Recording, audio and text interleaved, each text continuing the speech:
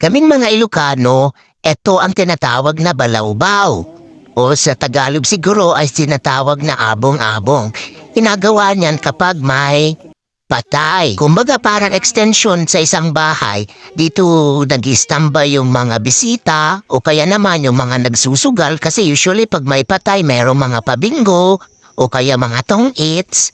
Yan, habang naglalamay. Kaya naman pagkatapos ng libing at kainan, kasabay sa pagliligpit ay ang pagtatanggal ng balawbaw na yan. Kasi kaming mga Ilocano may pamahiin na dapat ay tanggalin ang balawbaw pagkatapos ng liping.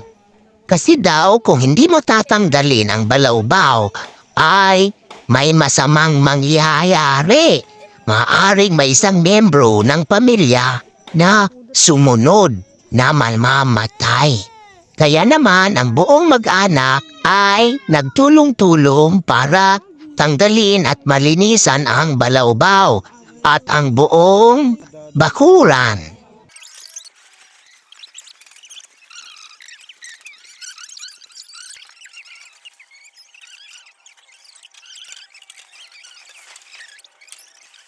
Ang paglagay ng balawbaw sa isang bahay kung may patay ay kaugalian na ng mga Ilocano. At pati na rin ang pagtanggal nito pagkatapos ng libing.